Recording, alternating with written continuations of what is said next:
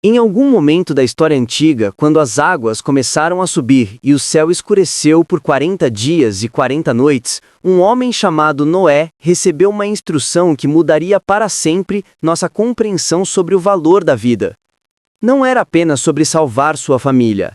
A ordem divina era clara e intrigante. Preserve os animais, 2 de cada espécie, macho e fêmea. Por que Deus se preocuparia com animais? Por que não recomeçar tudo do zero após o dilúvio? A resposta, que levaria milênios para a humanidade compreender completamente, estava escrita não em tábuas de pedra, mas na própria estrutura da criação. Os animais não eram apenas companhia ou recursos, eles eram e sempre foram os fios invisíveis que mantêm a tapeçaria do mundo unida. Esta é uma história sobre esse propósito, uma jornada para entender por que cada criatura, desde a menor até a maior, carrega em si uma função tão vital que sua ausência desmorona impérios, destrói civilizações e transforma paraísos em desertos. Se você mergulhasse nas águas escuras do Oceano Atlântico neste exato momento, a quilômetros da costa brasileira, e pudesse enxergar o invisível, veria algo extraordinário. Flutuando na corrente, quase imperceptíveis, bilhões de organismos microscópicos dançam na luz filtrada do Sol. São diatomáceas, fitoplâncton, criaturas tão pequenas que cabem milhares na ponta de um alfinete. Elas não têm olhos, não têm cérebro. Muitos diriam que mal podem ser chamadas de animais. E ainda assim, enquanto você ouve estas palavras, elas estão produzindo mais da metade do oxigênio que você respira. Pense nisso. Cada segunda respiração que você toma vem de criaturas que você nunca viu e provavelmente nunca verá. O biólogo marinho Roberto Alvarez passou 15 anos estudando essas formas de vida microscópicas na costa de Santa Catarina. Em uma tarde de março de 2023, enquanto analisava amostras de água do mar em seu laboratório, ele fez uma descoberta perturbadora. As populações de fitoplâncton estavam diminuindo. Não dramaticamente, mas consistentemente. 3% ao ano. Parece pouco, mas faça as contas. Em 20 anos, isso representa uma queda de mais de 40% na produção de oxigênio marinho. E quando o fitoplâncton diminui, o zooplâncton que se alimenta dele também diminui. E os peixes pequenos que comem o zooplâncton desaparecem. E os peixes maiores que caçam os pequenos migram ou morrem de fome. E as aves marinhas que pescam esses peixes não conseguem alimentar seus filhotes. A cadeia inteira colapsa, começando por algo que você não pode ver a olho nu. A primeira vez que a humanidade realmente entendeu essa conexão não foi em um laboratório moderno, mas em um desastre. Em 1988, uma floração massiva de algas tóxicas no Mar do Norte matou milhões de peixes. Focas morreram aos milhares. Aves caíram do céu. Inicialmente, os cientistas procuravam por um poluente químico, um vazamento industrial, algo tangível que pudesse ser culpado. Mas a verdade era mais sutil e mais assustadora. O equilíbrio havia sido rompido. Décadas de pesca excessiva haviam removido os predadores naturais. Sem eles, certas espécies de plâncton proliferaram descontroladamente. O ecossistema entrou em colapso não porque algo foi adicionado, mas porque algo foi retirado. Foi então que o mundo científico começou a olhar para o oceano não como uma coleção de espécies individuais, mas como uma única entidade respirante, onde cada criatura, por menor que fosse, tinha uma função. Talvez tenha sido isso que Deus viu quando olhou para sua criação antes do dilúvio. Não espécies isoladas, mas uma teia tão intrincadamente tecida que remover um único fio poderia desfazer o todo. A arca não era apenas um refúgio. Era uma biblioteca viva, preservando não apenas os animais, mas as relações entre eles. Para entender verdadeiramente como essa cadeia invisível funciona, precisamos seguir algo simples: uma única molécula de nitrogênio. Vamos chamá-la de N. Nossa molécula N começa sua jornada no fundo do oceano.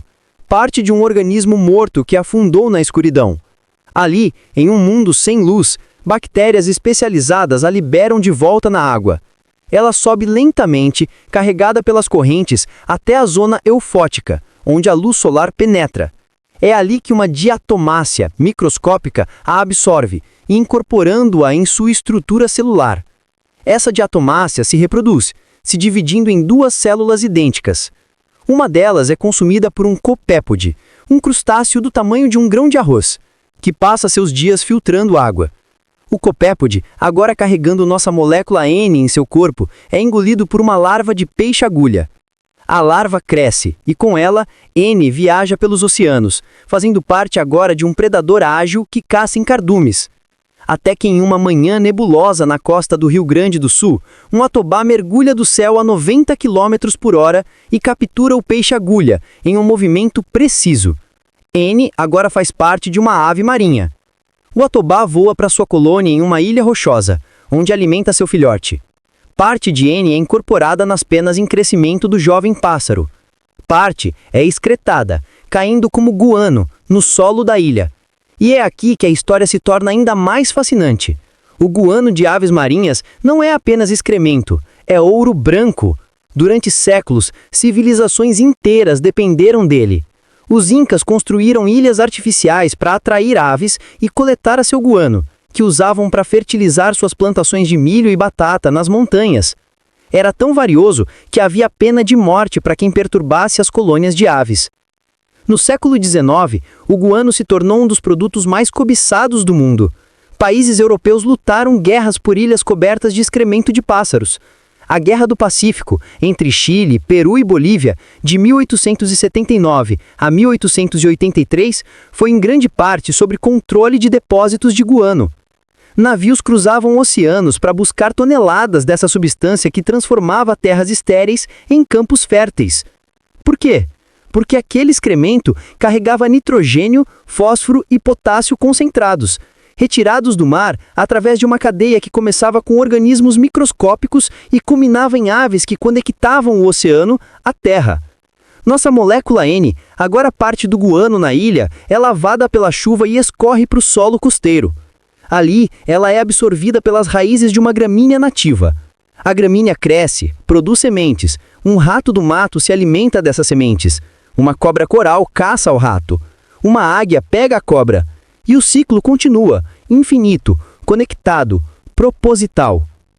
Imagine Noé, dentro da arca, ouvindo a chuva tamborilar no casco de madeira. Ao seu redor, animais de todas as espécies. O rugido do leão misturado ao tchurrilar de pássaros. O zumbido de insetos junto ao mugido do gado. Deve ter parecido caótico, barulhento, talvez até sem sentido. Por que salvar a aranha? Por que o mosquito? Por que essa criatura que rasteja no escuro e nunca vê a luz do dia? A resposta não viria em palavras, mas em revelação. Cada criatura na arca não estava ali por mérito próprio, mas pela função que desempenhava na grande teia da criação. Remova a aranha e as populações de insetos explodem descontroladamente. Remova o mosquito e centenas de espécies de peixes, aves e morcegos perdem sua fonte de alimento. Remova a criatura que rasteja no escuro e a decomposição para. Os nutrientes não retornam ao solo e a própria terra morre. A arca não era uma coleção aleatória. Era um manual de instruções divino sobre como o mundo realmente funciona. Cada animal era uma página essencial desse manual. A humanidade, em sua arrogância, decidiu testar essa teoria várias vezes ao longo da história. E toda vez aprendeu a lição da maneira mais difícil. Em 1958, durante a campanha Grande Salto Adiante na China, Mao Tse-tung declarou guerra aos pássaros. Eles comiam grãos, argumentou, e, portanto, eram pragas que diminuíam a produção agrícola.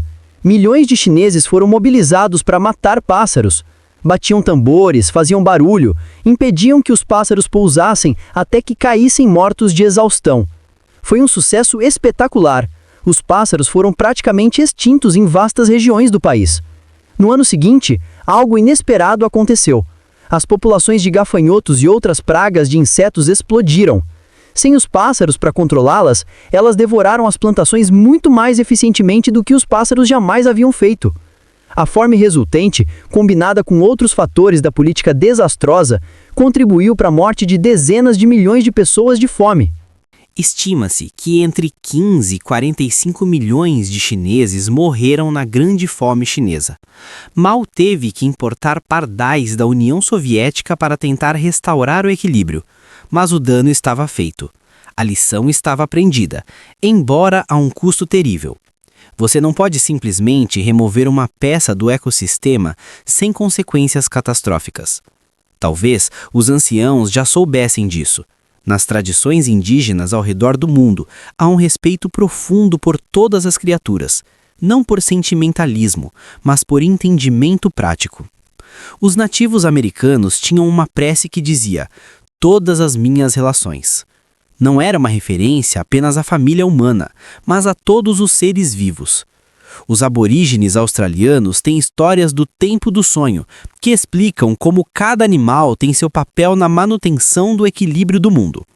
Os povos indígenas da Amazônia falam de uma teia de parentesco que conecta humanos, animais, plantas e até mesmo rios e montanhas. Eles não tinham microscópios para ver o fitoplâncton, não tinham satélites para rastrear migrações de aves, mas tinham algo talvez mais valioso: observação paciente ao longo de gerações e humildade para reconhecer que faziam parte de algo maior. Quando Deus instruiu Noé a preservar os animais, talvez estivesse plantando essa mesma sabedoria na consciência humana. Uma lembrança de que não somos donos da criação, mas parte dela, administradores, não proprietários. Existe uma ironia cruel no fato de que as criaturas mais importantes para a nossa sobrevivência são geralmente as que menos valorizamos: invertebrados, insetos, micro-organismos. Eles não são fofos e carismáticos como pandas ou tigres, não protagonizam documentários populares, não têm campanhas de conservação milionárias. E ainda assim, se você removesse todos os vertebrados do planeta Terra, todos os mamíferos, aves, répteis, anfíbios e peixes, o ecossistema sobreviveria. Seria dramaticamente diferente, mas sobreviveria. Agora remova os invertebrados. Remova os insetos, os vermes, os crustáceos microscópicos. Em questão de semanas, o mundo começaria a colapsar. A decomposição pararia. As plantas não seriam polinizadas, os ciclos de nutrientes se romperiam. Em meses, a própria vida como a conhecemos deixaria de existir. Essa é a arquitetura invisível da criação. Os tijolos mais importantes estão na fundação, onde ninguém os vê. Vamos falar sobre abelhas. Você provavelmente já ouviu que elas são importantes para a polinização. Mas você sabe o quanto? Aproximadamente 75% de todas as culturas alimentares do mundo dependem, em algum grau, da polinização por animais, principalmente abelhas. Isso inclui maçãs, amêndoas, abóboras, tomates, morangos, café, cacau, a lista é extensa. Sem abelhas, você não teria chocolate, não teria café, muitas frutas e vegetais simplesmente desapareceriam das prateleiras dos supermercados. Em 2006, apicultores nos Estados Unidos começaram a notar algo alarmante. Colônias inteiras de abelhas estavam desaparecendo. Não havia abelhas mortas. Elas simplesmente sumiam, deixando para trás apenas a rainha e algumas larvas. O fenômeno foi chamado de distúrbio do colapso das colônias. Em poucos anos, bilhões de abelhas desapareceram. Os cientistas ainda debatem as causas exatas, mas suspeitam de uma combinação de fatores: pesticidas, parasitas, perda de habitat, mudanças climáticas. O que ficou claro foi o impacto. Fazendeiros na Califórnia, que produzem 80% das amêndoas do mundo, tiveram que começar a alugar colmeias de outros estados, transportando bilhões de abelhas em caminhões para polinizar suas plantações. O custo da polinização comercial explodiu e a pergunta assustadora permaneceu: e se as abelhas desaparecessem? Mas as abelhas não trabalham sozinhas. Existem mais de 20 mil espécies de abelhas no mundo e a maioria delas não produz mel nem vivem em colmeias organizadas. São abelhas solitárias, que polinizam plantas específicas que as abelhas domesticadas ignoram. E além das abelhas, há vespas, borboletas, mariposas, besouros e moscas e até morcegos e beija-flores que polinizam. Cada um tem seu nicho, sua especialidade. As mariposas polinizam à noite, quando as abelhas dormem. Os beija-flores alcançam flores tubulares profundas que insetos não conseguem. Os morcegos polinizam plantas de climas áridos que florescem apenas após o pôr do sol. Remova um desses polinizadores e certas plantas desaparecem, e com elas os animais que dependem dessas plantas, e os predadores que caçam esses animais. A cadeia se desfaz elo por elo. No Parque Nacional de Yellowstone, nos Estados Unidos, aconteceu um dos experimentos naturais mais fascinantes sobre a importância dos predadores. Em 1926, os últimos lobos de Yellowstone foram mortos. Durante décadas, o parque não tinha lobos, e algo estranho começou a acontecer. As populações de alces explodiram. Sem predadores naturais, eles se multiplicaram descontroladamente e começaram a devorar toda a vegetação ao longo dos rios. Salgueiros, álamos, choupos, todos foram comidos até a raiz. Sem vegetação nas margens, os rios começaram a erodir. Desmoronamentos se tornaram comuns. Pássaros que faziam ninhos nos salgueiros desapareceram. Castores, que dependem de salgueiros para construir suas depresas, também desapareceram. E sem as depresas dos castores, o ecossistema aquático entrou em colapso. Peixes, anfíbios, insetos aquáticos, todos declinaram. O parque estava morrendo, lentamente, porque um único predador no topo da cadeia alimentar havia sido removido. Em 1995, cientistas reintroduziram lobos em Yellowstone. Foram apenas 14 lobos inicialmente. E o que aconteceu foi nada menos que milagroso. Os lobos começaram a caçar alces, claro, mas mais importante, eles mudaram o comportamento dos alces. Os alces pararam de pastar despreocupados nas margens dos rios, onde eram vulneráveis. Eles se moveram para terrenos mais altos, para florestas mais densas. E com os alces longe das margens, a vegetação voltou a crescer. Os salgueiros retornaram, os álamos floresceram, e com as árvores, os pássaros voltaram. Os castores voltaram e construíram depresas. As depresas criaram habitats para peixes, anfíbios e outras. Até os rios mudaram seu curso, tornando-se mais estáveis, menos propensos à erosão. Os cientistas chamam isso de efeito cascata trófica. Um único predador no topo da cadeia alimentar pode transformar todo um ecossistema. Os lobos de Yellowstone não apenas controlaram a população de alces, eles remodelaram toda a paisagem. Na África, elefantes desempenham um papel semelhante. Eles são chamados de espécies-chave, porque sua presença ou ausência determina a estrutura de todo o ecossistema. Elefantes derrubam árvores. Para muitos, isso parece destrutivo, mas na savana africana é essencial.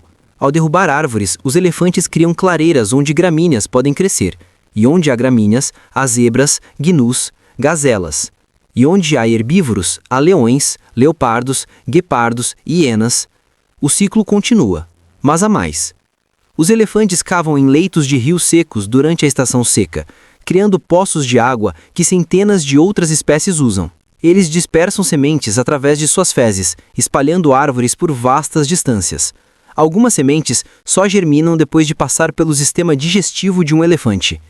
Em regiões onde os elefantes foram caçados até a extinção, as florestas se tornaram densas demais, a biodiversidade caiu e, ironicamente, o risco de incêndios aumentou. Sem os elefantes para criar clareiras e manter o equilíbrio, o ecossistema entrou em declínio. Vamos mergulhar na terra agora, literalmente. Sob seus pés, em cada punhado de solo saudável, existe um mundo tão complexo e diverso quanto qualquer floresta tropical. Um único grama de solo pode conter até 10 bilhões de bactérias, pertencendo a milhares de espécies diferentes. Há fungos, protozoários, nematódios, ácaros, colêmbolos e, claro, minhocas. Charles Darwin, o pai da teoria da evolução, passou os últimos anos de sua vida estudando minhocas. Ele ficou fascinado por elas. E com razão. Minhocas são os agricultores invisíveis do mundo. Elas cavam túneis no solo, permitindo que ar e água penetrem. Elas consomem matéria orgânica morta e a transformam em humus, um composto rico em nutrientes que as plantas adoram. Uma única minhoca pode processar seu próprio peso em solo todos os dias. Em 1 hectare de terra saudável pode haver mais de 1 milhão de minhocas, processando toneladas de solo anualmente. Sem minhocas, o solo se compacta. As raízes das plantas não conseguem penetrar. A água não drena adequadamente. A fertilidade cai. Civilizações antigas entendiam isso. Os egípcios consideravam os minhocas sagradas. Cleópatra declarou que qualquer um que ferisse uma minhoca seria punido com morte. Por quê? porque o Nilo inundava todos os anos, trazendo minhocas com o sedimento, e essas minhocas tornavam o solo egípcio tão fértil que alimentava milhões. As minhocas eram a base da prosperidade egípcia. Mas há criaturas ainda menores e ainda mais importantes trabalhando no solo: fungos micorrízicos. Eles formam simbioses com raízes de plantas, estendendo-se através do solo como uma rede invisível. Mais de 90% de todas as plantas terrestres dependem de fungos micorrízicos. Esses fungos aumentam a capacidade das raízes de absorver água e nutrientes, especialmente fósforo. Em troca, as plantas fornecem açúcares produzidos pela fotossíntese aos fungos.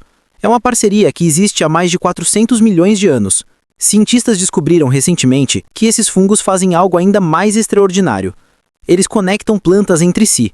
Uma árvore pode estar conectada, através de fungos, a dezenas de outras árvores, até mesmo de espécies diferentes, e através dessa rede, chamada de Wood Wide Web, as árvores compartilham recursos. Uma árvore adulta crescendo em pleno sol pode enviar açúcares através da rede fúngica para mudas jovens crescendo na sombra. Árvores mães alimentam suas filhas. Árvores doentes recebem suporte de vizinhas saudáveis. E quando uma árvore é atacada por insetos, ela pode enviar sinais químicos através da rede, alertando outras árvores para ativarem suas defesas. A floresta não é uma coleção de indivíduos competindo, é uma comunidade cooperando. E os fungos são os mensageiros que tornam isso possível. Agora pense nos besouros esterqueiros. Eles têm um nome desagradável e um trabalho que a maioria das pessoas acharia repugnante. Eles se alimentam de fezes. Rolam bolas de esterco, enterram-nas e põem ovos nelas. Suas larvas se desenvolvem dentro do esterco. Parece nojento, certo? Mas esses besouros são heróis ambientais. No mundo inteiro, mamíferos grandes produzem quantidades enormes de fezes. Elefantes, rinocerontes, búfalos, gado. Sem besouros esterqueiros para processar e enterrar essas fezes, elas se acumulariam na superfície do solo. Isso criaria vários problemas. Primeiro, as fezes na superfície são um terreno fértil para moscas, que transmitem doenças. Segundo, elas impedem que gramíneas cresçam, reduzindo pastagens. Terceiro, os nutrientes nas fezes não retornam ao solo adequadamente. Na Austrália, isso se tornou um problema real. Quando os colonizadores europeus introduziram gado no século XVIII, trouxeram milhões de animais que produziam fezes diferentes das dos marsupiais nativos. Os besouros esterqueiros australianos, adaptados às fezes secas e fibrosas de cangurus e wombates, não conseguiam processar as fezes úmidas e volumosas do gado. As pastagens australianas começaram a ser cobertas por camadas de esterco não decomposto. Moscas proliferaram. A produção agrícola foi ameaçada. A solução? Na década de 1960, cientistas começaram a importar besouros esterqueiros de outros continentes, espécies adaptadas a fezes de gado. Foram introduzidos 55 espécies diferentes. E funcionou.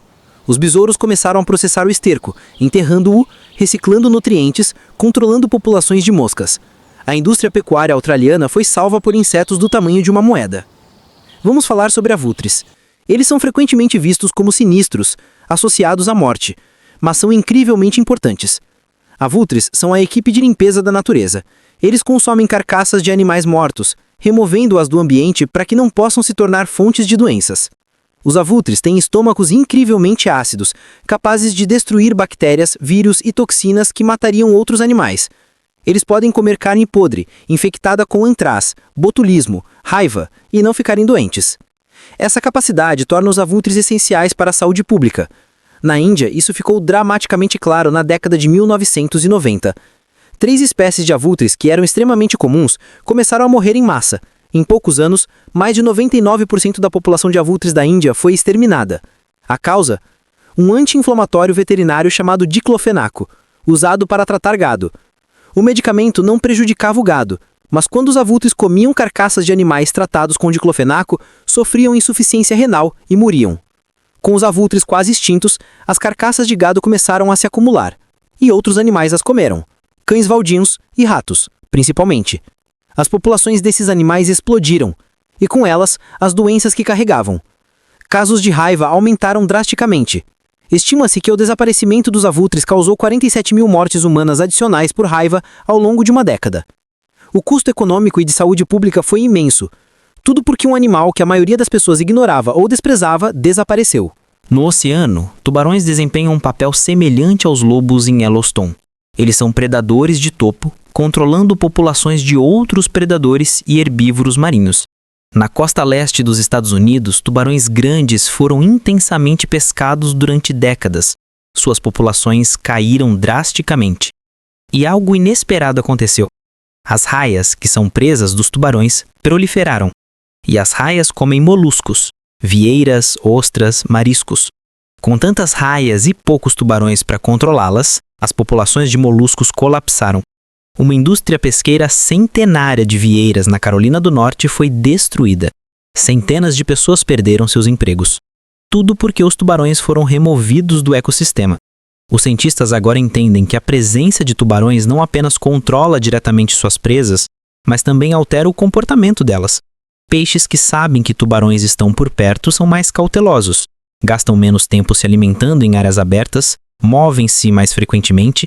Esse comportamento cauteloso permite que algas e corais se recuperem, criando habitats para incontáveis outras espécies. A mera presença de tubarões mantém o equilíbrio. Falemos sobre corvos. Eles são notavelmente inteligentes, capazes de resolver quebra-cabeças, usar ferramentas e até mesmo reconhecer rostos humanos. Mas há algo mais fascinante sobre os corvos. Eles são faxineiros e dispersores de sementes. Em florestas temperadas, corvos e gralhas enterram sementes para comer mais tarde, mas esquecem onde enterraram muitas delas. Essas sementes esquecidas germinam, crescendo em novas árvores. Carvalhos, por exemplo, dependem fortemente de corvos e gralhas para dispersar suas bolotas. Sem essas aves, as florestas de carvalhos não se espalhariam, permanecendo confinadas a áreas pequenas. E carvalhos são árvores-chave em seus ecossistemas, fornecendo alimento e habitat para centenas de espécies. Em algumas regiões da Europa, onde corvos foram perseguidos e quase extintos, as florestas de carvalhos começaram a encolher. Somente quando os corvos foram protegidos e suas populações se recuperaram, é que as florestas voltaram a se expandir. Vamos à Amazônia, a maior floresta tropical do mundo com biodiversidade incomparável. Lá, existem peixes que comem frutas. Sim, você ouviu certo.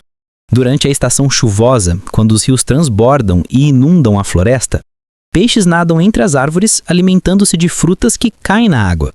Tambaquis, pacus, piranhas frugívoras. Esses peixes engolem as frutas inteiras, digerem a polpa e excretam as sementes muitas vezes a quilômetros de distância. Eles são dispersores de sementes essenciais para a regeneração da floresta. Estudos mostram que certas árvores amazônicas dependem quase exclusivamente desses peixes para dispersar suas sementes. Sem eles, essas árvores não conseguiriam colonizar novas áreas. E como a floresta amazônica influencia padrões climáticos globais, a perda dessas árvores teria consequências muito além da Amazônia. Na savana africana, cupins constroem estruturas extraordinárias. Termiteiros que podem atingir 9 metros de altura, com sistemas de ventilação tão sofisticados que mantêm temperaturas internas estáveis mesmo quando o exterior varia drasticamente. Esses termiteiros são obras-primas de engenharia, comparáveis aos melhores designs humanos. Mas o impacto dos cupins vai além de suas construções. Eles decompõem madeira morta, reciclando celulose e liberando nutrientes de volta ao solo. Em regiões áridas onde a decomposição é lenta devido à falta de umidade, os cupins são essenciais. Eles também criam microambientes. Os termiteiros abandonados se tornam lares para lagartos, cobras, aves, mamíferos pequenos. A vegetação ao redor dos termiteiros é mais densa e verde, porque o solo foi enriquecido pelos resíduos dos cupins. Em certo sentido, os cupins são agricultores, cultivando fungos dentro de seus ninhos e fertilizando o solo ao redor. É uma das poucas formas de agricultura praticadas por animais não humanos, e existe há milhões de anos, muito antes dos humanos inventarem a agricultura.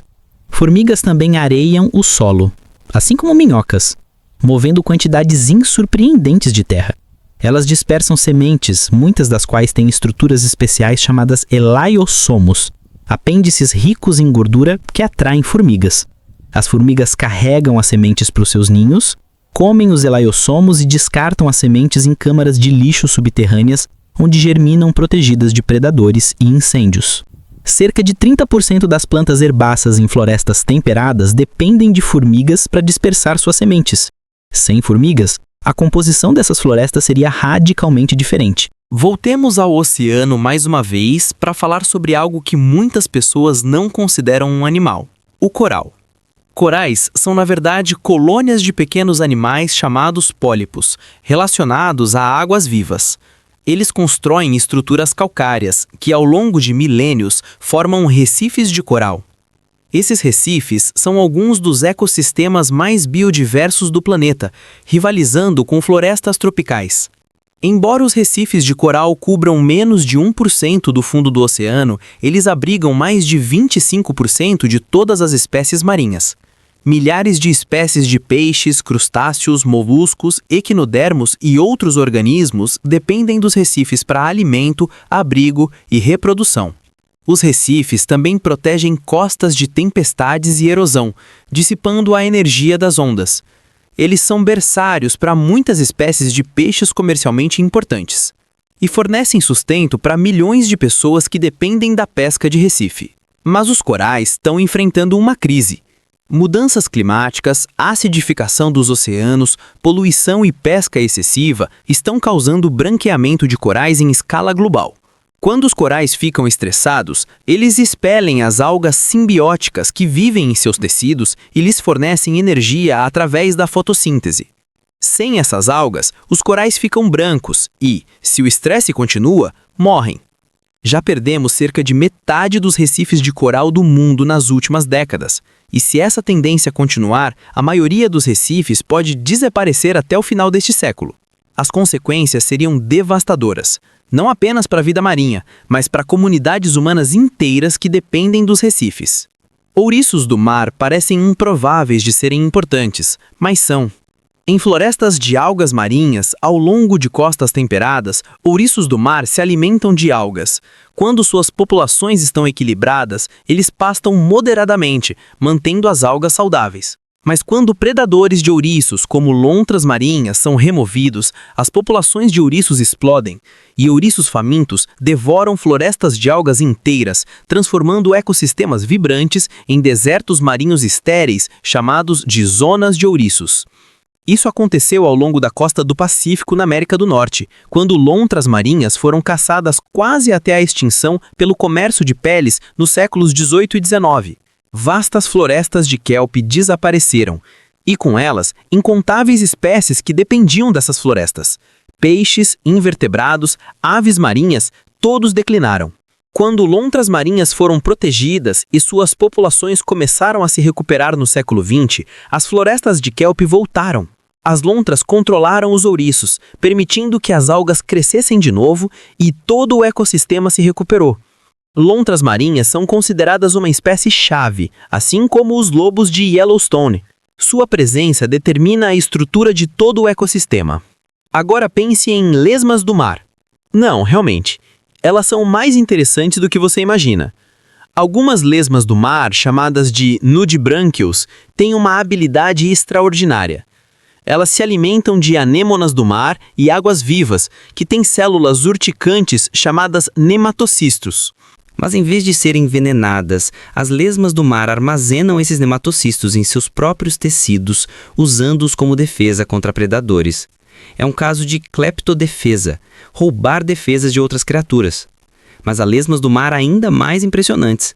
Algumas espécies, como Elysia clorótica, podem realizar fotossíntese. Elas comem algas, incorporam os cloroplastos das algas em suas células e depois usam esses cloroplastos roubados para produzir energia a partir da luz solar, assim como as plantas. Essas lesmas do mar são animais que funcionam parcialmente como plantas, borrando as linhas entre os reinos da vida. Elas nos lembram que a vida é mais diversa, mais adaptável e mais interconectada do que qualquer categoria simples pode capturar. Estrelas do mar também desempenham papéis ecológicos cruciais. Em costas rochosas no Pacífico, a estrela do mar Pisaster ocraceus é um predador de topo que se alimenta principalmente de mexilhões.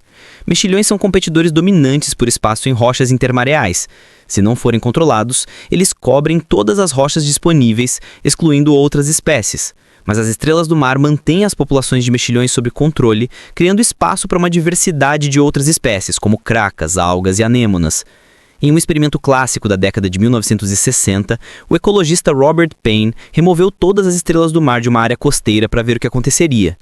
Em poucos meses, os mexilhões dominaram e a diversidade de espécies caiu drasticamente. Esse experimento deu origem ao conceito de espécie-chave, organismos cuja presença tem um efeito desproporcional na estrutura do ecossistema. Sapos e salamandras podem não parecer importantes, mas são. Anfíbios são predadores de invertebrados, especialmente insetos. Eles controlam populações de mosquitos, moscas e outras pragas. Em regiões tropicais, onde insetos são abundantes o ano todo, anfíbios desempenham um papel crucial em manter esses insetos sob controle. Mas anfíbios também são presas. Eles são alimento para cobras, aves, mamíferos e até outros anfíbios maiores.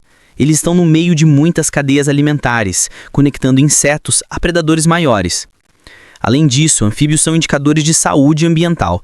Sua pele permeável os torna sensíveis a poluentes e mudanças ambientais. Quando anfíbios começam a desaparecer de uma área, é frequentemente um sinal de que algo está errado. Infelizmente, anfíbios estão enfrentando uma crise global. Mais de 40% de todas as espécies de anfíbios estão ameaçadas de extinção. Perda de habitat, poluição, mudanças climáticas e doenças, especialmente um fungo chamado quitrídeo, estão dizimando populações. O fungo quitrídeo infecta a pele nos anfíbios, interferindo em sua capacidade de respirar e regular água e eletrólitos. Ele já causou extinções de mais de 90 espécies e declínios drásticos em centenas de outras. A perda de anfíbios tem efeitos cascata. Populações de insetos aumentam, predadores que dependem de anfíbios sofrem, ecossistemas inteiros são perturbados. Vamos falar sobre salmão.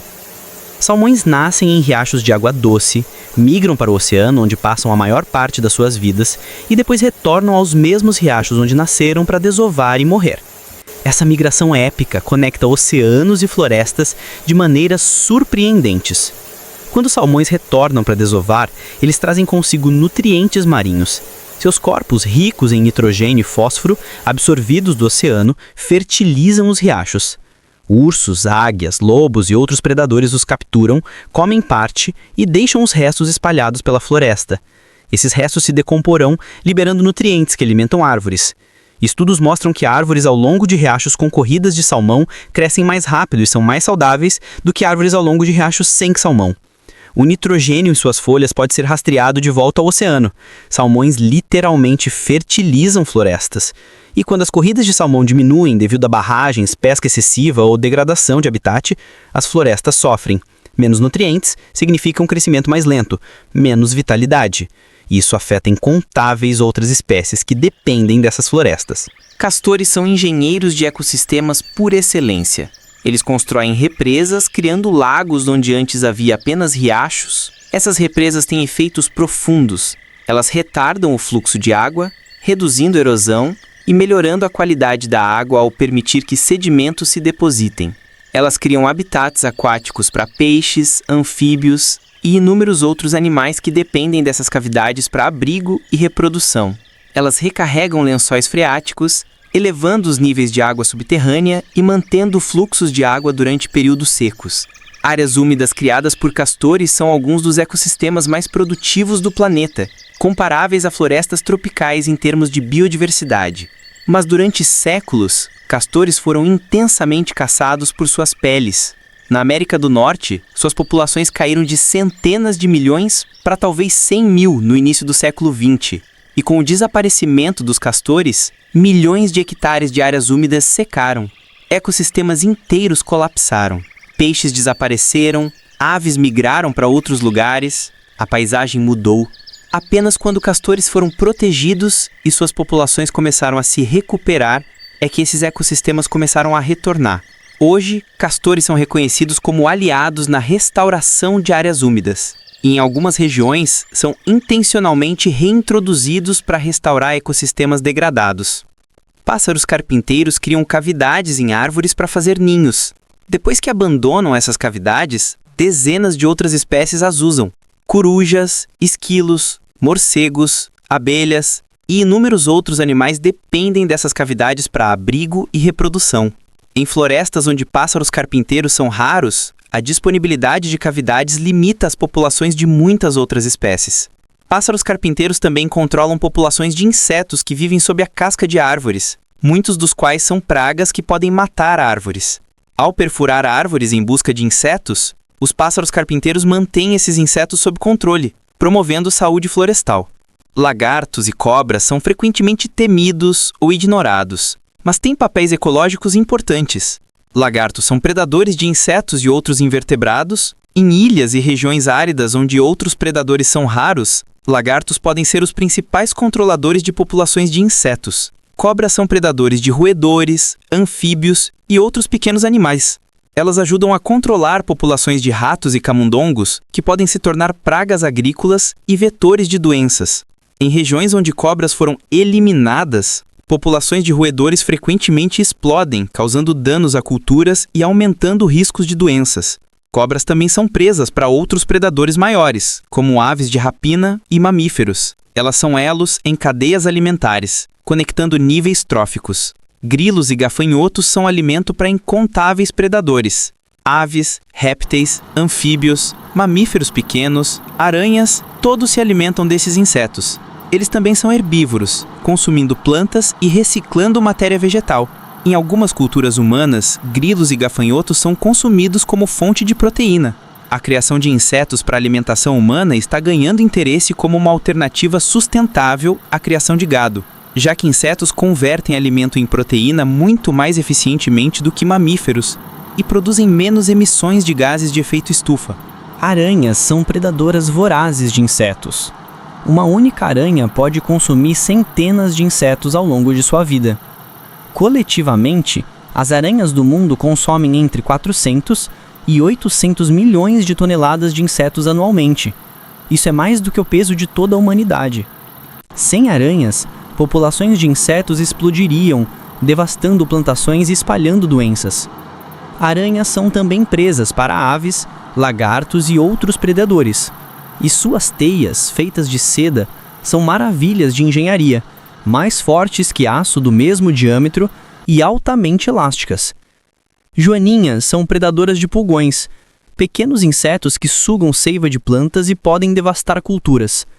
Uma única joaninha pode comer até 5.000 pulgões ao longo de sua vida.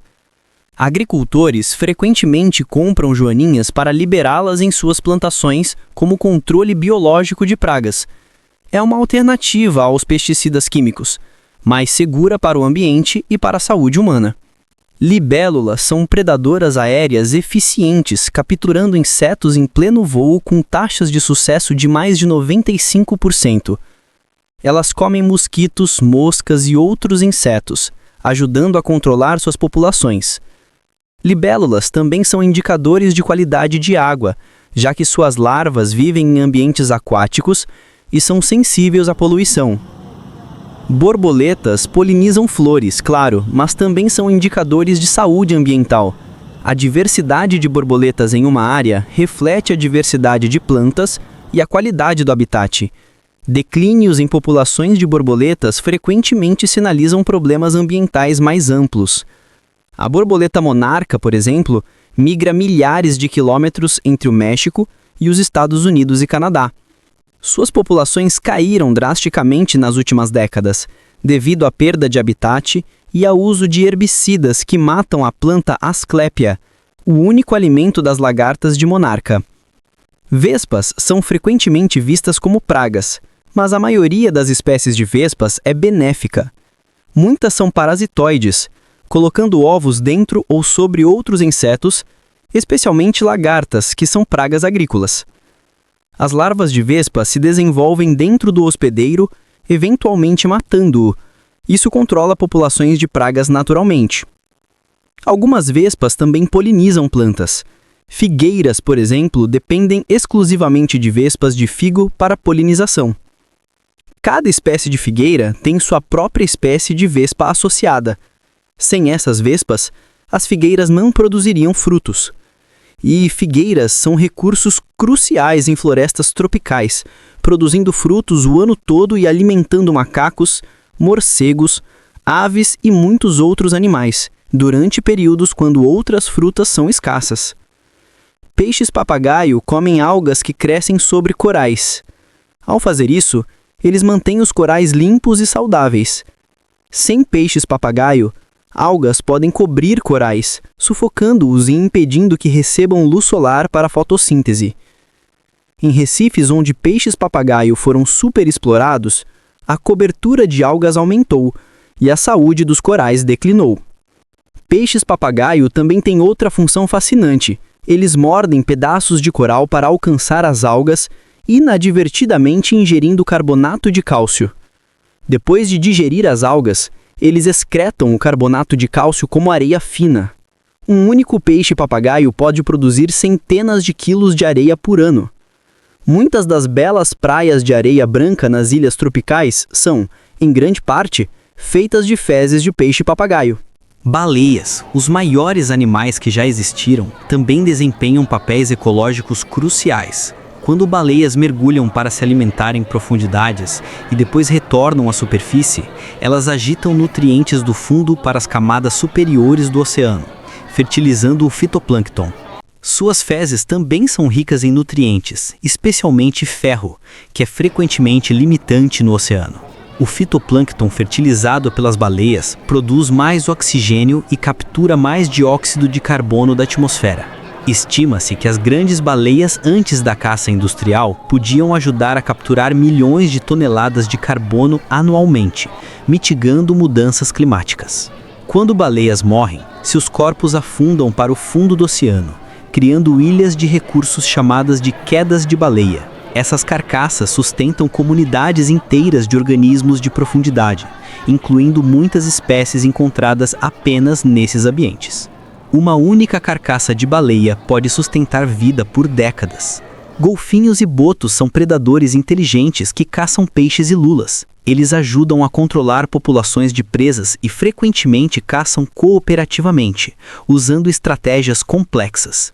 Golfinhos também têm interações fascinantes com pescadores humanos em algumas regiões. Em Laguna, Brasil, golfinhos cooperam com pescadores artesanais, conduzindo cardumes de tainhas para as redes. Os pescadores esperam pelos sinais dos golfinhos antes de lançar suas redes. É um exemplo raro de cooperação entre humanos e animais selvagens para benefício mútuo.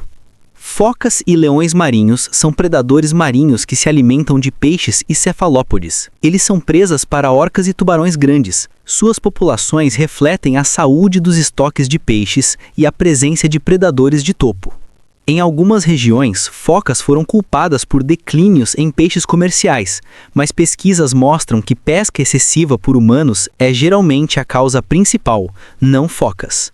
Pinguins são aves marinhas que não voam, adaptadas para nadar. Eles se alimentam de peixes, lulas e krill, e são presas para focas leopardo, orcas e aves predatórias. Pinguins são indicadores de saúde dos oceanos polares e temperados. Declínios em populações de pinguins frequentemente refletem mudanças nas populações de presas, que por sua vez refletem mudanças climáticas ou pesca excessiva. Agora pense na Arca de Noé novamente. Imagine o conhecimento necessário para selecionar 2 de cada espécie. Não apenas os animais grandes e óbvios, mas os pequenos também. Os insetos, os anfíbios, os répteis, as aves, os mamíferos, todos. Cada par representava não apenas a espécie em si, mas todas as relações ecológicas que essa espécie mantinha. Salvar um lobo não era apenas salvar o lobo, mas toda a cadeia que o lobo influenciava. Salvar uma abelha era salvar todas as plantas que ela polinizava e todos os animais que dependiam dessas plantas. A arca era, portanto, um ato de preservação de ecossistemas inteiros, não apenas de espécies individuais. Deus não estava simplesmente salvando vida. Ele estava preservando as conexões que tornam a vida possível. E talvez essa seja a lição mais profunda. A vida não existe em isolamento. Ela existe em relacionamento. Cada criatura é parte de uma teia, e a teia inteira depende de cada fio estar no lugar. A ciência moderna confirmou o que as escrituras antigas insinuavam. Ecologia, o estudo das relações entre organismos e seus ambientes, revela que tudo está conectado. Remove uma espécie e as ondulações se espalham por todo o ecossistema. Adicione uma espécie invasora e o equilíbrio é perturbado. Alterem o habitat e incontáveis espécies são afetadas. A natureza é um sistema integrado, e entender isso é crucial para a nossa própria sobrevivência. Porque nós, humanos, também somos parte dessa teia. Não estamos acima dela ou fora dela. Dependemos dela tanto quanto qualquer outra criatura. Quando destruímos habitats, extinguimos espécies e poluímos ambientes, estamos cortando os fios que nos sustentam e, eventualmente, a teia inteira pode colapsar, nos levando com ela. Existem histórias modernas que ecoam a história de Arca. Bancos de sementes, como o Svalbard Global Seed Vault na Noruega, armazenam sementes de milhões de variedades de culturas, preservando diversidade genética para o futuro. Zoológicos e aquários ao redor do mundo participam de programas de reprodução para espécies ameaçadas, mantendo populações geneticamente viáveis. Reservas naturais e parques nacionais protegem habitats e as espécies que os habitam. Esses esforços são arcas modernas, tentativas de preservar a biodiversidade diante de ameaças crescentes. Mas ao contrário da Arca de Noé, que preservou vida através de um dilúvio enviado por Deus, nossas arcas modernas tentam preservar vida através de um dilúvio de destruição causado por humanos. Mudanças climáticas, perda de habitat, poluição, espécies invasoras, superexploração. Estes são os desafios que enfrentamos. E a pergunta é: teremos a sabedoria e a vontade de preservar a teia da vida antes que seja tarde demais? Há esperança. Espécies à beira da extinção foram trazidas de volta. O côndor da Califórnia, reduzido a 22 indivíduos em 1982, agora tem mais de 500 indivíduos graças a esforços intensivos de reprodução em cativeiro e reintrodução. O bisão americano, caçado quase até a extinção no século XIX, agora tem populações estáveis em parques e reservas. A baleia gris, intensamente caçada, se recuperou e foi removida da lista de espécies ameaçadas. Esses sucessos mostram que quando agimos, podemos fazer diferença. Mas exigem compromisso, recursos e cooperação. E, acima de tudo, exigem reconhecimento de que todas as espécies têm valor, não apenas por seu uso imediato para humanos, mas por seu papel na teia da vida. A história da Arca também nos lembra de responsabilidade. Noé foi encarregado de cuidar dos animais durante o dilúvio. Ele teve que alimentá-los, mantê-los saudáveis, garantir que sobrevivessem. Não era uma tarefa pequena, exigia dedicação e trabalho constante. Da mesma forma, somos encarregados de cuidar da criação. Fomos dados domínio sobre os animais, mas domínio não significa exploração desenfreada, significa administração responsável. Significa reconhecer que nosso bem-estar está ligado ao bem-estar de todas as outras criaturas. Quando cuidamos da terra e de seus habitantes, estamos cuidando de nós mesmos e das gerações futuras. Há uma história dos povos indígenas da América do Norte sobre a 7ª geração. Eles dizem que, ao tomar decisões, devemos considerar o impacto nas próximas 7 gerações. Não apenas nos nossos filhos, mas nos filhos deles e nos filhos deles. 7 gerações à frente. Que mundo estaremos deixando para eles? Que espécies terão desaparecido? Que ecossistemas terão colapsado? Ou, alternativamente, que maravilhas naturais teremos preservado? Que relações ecológicas teremos restaurado? Essas são perguntas que cada um de nós deve enfrentar. Porque as escolhas que fazemos hoje, coletivamente, determinarão o futuro da vida na Terra. A cadeia invisível é delicada, mas resiliente. A natureza tem uma capacidade notável de se recuperar quando dada a chance. Florestas podem crescer novamente. Rios podem ser limpos. Populações de animais podem se recuperar. Mas isso requer que paremos de destruir e comecemos a restaurar. Requer mudanças em como vivemos, consumimos e interagimos com o mundo natural. Requer humildade para reconhecer que não sabemos tudo e que, às vezes, a melhor ação é simplesmente deixar a natureza seguir seu curso. Requer coragem para fazer escolhas difíceis, como limitar desenvolvimento em habitats críticos ou reduzir consumo de recursos. Mas, acima de tudo, requer amor.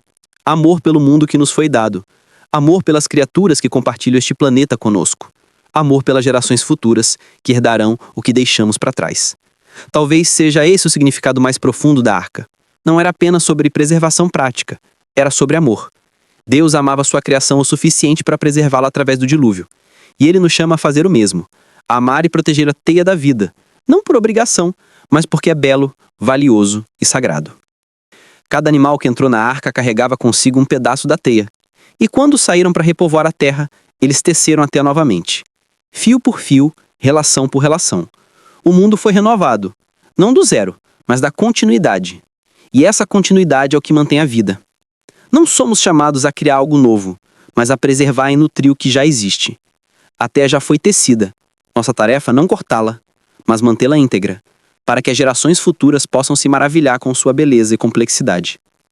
Quando você respira seu próximo fôlego, lembre-se do fitoplâncton. Quando você come uma fruta, lembre-se das abelhas. Quando você vê uma floresta, lembre-se dos lobos, dos castores, das minhocas e dos fungos que a mantêm viva.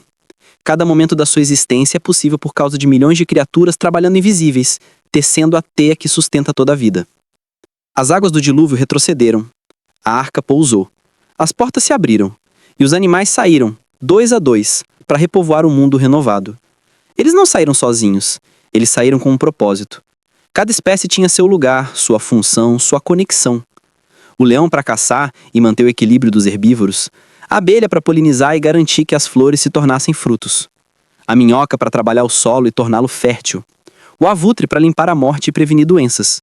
Cada criatura, grande ou pequena, bonita ou feia, carismática ou ignorada, era essencial.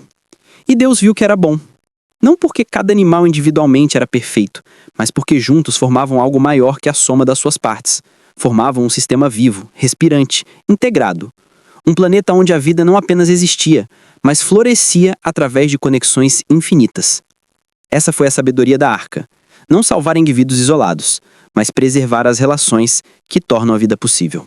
Milhares de anos depois, estamos em nossa própria encruzilhada. Não enfrentamos um dilúvio de água, mas um dilúvio de extinção. Cientistas estimam que estamos perdendo espécies a uma taxa 1000 vezes maior que a taxa natural de extinção. Chamam isso de sexta extinção em massa. A primeira causada não por asteroides ou vulcões, mas por uma única espécie, nós. E ao contrário de Noé, que recebeu instruções divinas claras, nós temos que encontrar nossa própria sabedoria. Temos que decidir o que vale a pena preservar e como fazê-lo. Mas talvez a lição da arca nos guie. Preserve tudo. Não porque você entende completamente o papel de cada espécie, mas porque reconhece que não precisa entender completamente para respeitar. Preserve porque cada fio da teia pode ser o que mantém tudo unido. Preserve porque o valor da vida não se mede apenas em utilidade imediata, mas em mistério, em beleza, em potencial que ainda não compreendemos. Há uma história que gosto de contar. Em uma universidade, um professor de ecologia começou sua primeira aula perguntando aos alunos: quantas espécies vocês acham que poderíamos perder antes que o ecossistema global colapse? Os alunos deram várias respostas. 10%, 20%. Alguns disseram metade. O professor balançou a cabeça. Nós não sabemos, ele disse. Não fazemos ideia. Pode ser que o ecossistema seja incrivelmente resiliente e possa suportar a perda de muitas espécies. Ou pode ser que estejamos a uma espécie de distância do colapso total. Estamos fazendo um experimento global sem saber o resultado. E não há planeta de controle para comparação. Só temos um mundo e estamos apostando nosso futuro sem conhecer as probabilidades. Essa incerteza deveria nos tornar humildes, cautelosos, respeitosos. Se você não sabe quais fios da teia são críticos, não corte nenhum deles levianamente. E se você já cortou alguns, trabalhe para reconectá-los antes que seja tarde demais. Existem razões para a esperança. Ao redor do mundo, pessoas estão trabalhando para proteger e restaurar a natureza.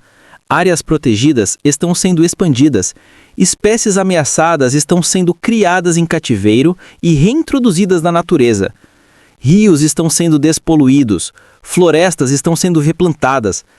Não são apenas cientistas e conservacionistas. São fazendeiros implementando práticas sustentáveis, são comunidades indígenas protegendo territórios ancestrais, são crianças plantando árvores, são você e eu fazendo escolhas diárias sobre o que consumimos, como vivemos, o que valorizamos. Cada ação conta, cada escolha envia ondulações através da teia. Quando você decide não usar um pesticida que mata abelhas, você está preservando polinizadores. Quando você apoia produtos de fontes sustentáveis, você está protegendo habitats. Quando você ensina uma criança a respeitar uma aranha em vez de matá-la, você está plantando sementes de coexistência.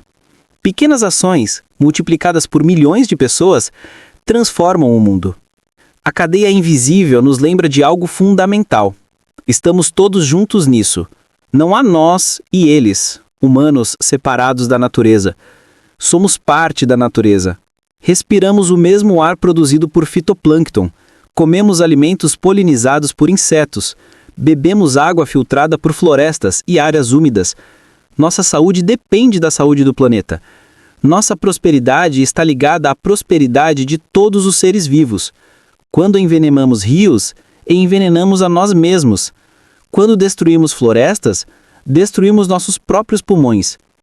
Quando extinguimos espécies, cortamos os fios que nos sustentam. Mas quando protegemos a natureza, protegemos a nós mesmos. Quando restauramos ecossistemas, criamos resiliência contra mudanças climáticas, escassez de água, perda de alimentos. Quando preservamos biodiversidade, mantemos opções abertas para o futuro. Medicamentos que ainda não descobrimos, culturas que ainda não desenvolvemos, soluções para problemas que ainda não enfrentamos. A natureza é uma biblioteca de possibilidades e cada extinção é como queimar livros antes de lê-los. Então, o que fazemos? Começamos reconhecendo a verdade. Reconhecemos que somos parte de algo maior. Reconhecemos que cada criatura tem valor. Reconhecemos que as escolhas que fazemos importam. E então agimos. Não perfeitamente, porque perfeição é impossível, mas consistentemente, com intenção, com amor. Protegemos o que podemos, restauramos o que foi danificado, aprendemos, adaptamos, melhoramos. E, acima de tudo, contamos a história. Contamos sobre a cadeia invisível, sobre como tudo está conectado, sobre por que cada criatura importa. Contamos para os nossos filhos, nossos vizinhos, nossas comunidades. Porque a compreensão gera respeito, e o respeito gera ação. A Arca de Noé não foi construída em um dia. Levou anos de trabalho dedicado. E quando o dilúvio veio, a arca estava pronta. Agora, estamos construindo nossas próprias arcas. Reservas naturais, programas de reprodução, políticas de conservação, práticas sustentáveis, bancos de sementes e genes. Não estamos salvando de um dilúvio literal, mas de uma onda de extinção que ameaça varrer milhões de espécies. E ao contrário de Noé, que tinha instruções divinas claras, nós temos que descobrir o caminho enquanto avançamos. Mas temos algo que Noé não tinha. Temos conhecimento científico, temos tecnologia, temos comunicação global e temos uns aos outros, bilhões de pessoas que, se escolherem agir juntas, podem mudar o curso da história. O tempo está se esgotando, mas ainda não acabou. As espécies que perdemos não podem ser recuperadas, mas as que ainda existem podem ser protegidas. Os ecossistemas que destruímos não podem ser recriados exatamente como eram, mas podem ser restaurados para serem funcionais novamente. O futuro não está escrito. Ainda estamos escrevendo essa história, e cada um de nós segura uma caneta. Então, esta é a mensagem final da cadeia invisível. Você importa. Suas escolhas importam. Sua voz importa. E você não está sozinho. Você é parte de uma teia que se estende por todo o planeta, conectando você a cada criatura viva. O que você faz afeta essa teia, e a teia afeta você. Cuide dela, e ela cuidará de você. Quebre-a, e todos sofreremos. Preserve-a, e todos prosperaremos. A arca não foi apenas sobre sobrevivência, foi sobre esperança. Esperança de que, após a destruição, a vida poderia começar. Esperança de que o mundo poderia ser renovado. Esperança de que as conexões que tornam a vida possível seriam preservadas. Essa esperança é nossa herança e nossa responsabilidade. Noé preservou a vida através de um dilúvio. Agora cabe a nós preservá-la através desta era de extinção. Cada animal que você vê, cada planta que cresce, cada inseto que voa, é um milagre, um elo na cadeia, um fio na teia, um sobrevivente de bilhões de anos de evolução, uma biblioteca de conhecimento genético, uma conexão com o passado e uma ponte para o futuro. Trate-os com o respeito que merecem. Proteja-os com a urgência que a situação exige. E conte suas histórias para que outros possam aprender a amá-los também. A cadeia invisível sempre esteve lá, sustentando a vida desde o início. Agora é a nossa vez de sustentá-la. Não porque somos obrigados, mas porque somos capazes. Porque somos conscientes. Porque podemos escolher. E porque, no final, salvar a teia da vida é salvar a nós mesmos. As portas da arca se abriram, os animais saíram, a vida recomeçou. E a história continua, com cada um de nós escrevendo o próximo capítulo. Que capítulo você vai escrever? Que legado você vai deixar? Que mundo você vai ajudar a criar?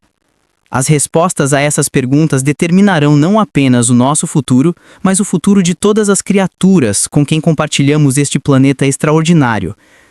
A cadeia invisível nos conecta a todos, e juntos somos mais fortes do que qualquer dilúvio, qualquer destruição, qualquer desafio. Juntos podemos preservar o milagre da vida. Juntos podemos ser os guardiões da arca. Juntos, podemos garantir que as gerações futuras herdarão um mundo tão rico, tão diverso, tão maravilhosamente complexo quanto o que recebemos. Essa é a nossa chamada, esse é o nosso propósito, e esse é o nosso presente para o futuro. Se esta história tocou você, se despertou algo dentro de você, então compartilha. Deixe seu like para que mais pessoas possam descobrir a importância dessa cadeia invisível que nos sustenta. Inscreva-se no canal para mais histórias que revelam as conexões ocultas do nosso mundo. E mais importante, haja. Proteja uma espécie. Preserve um habitat. Ensine uma criança. Faça uma escolha diferente. Seja um elo forte na cadeia que mantém toda a vida unida. Porque no final, todos nós estamos na mesma arca, navegando juntos através das águas incertas do futuro. E somente juntos chegaremos à terra prometida de um planeta restaurado, onde toda a vida floresce em harmonia.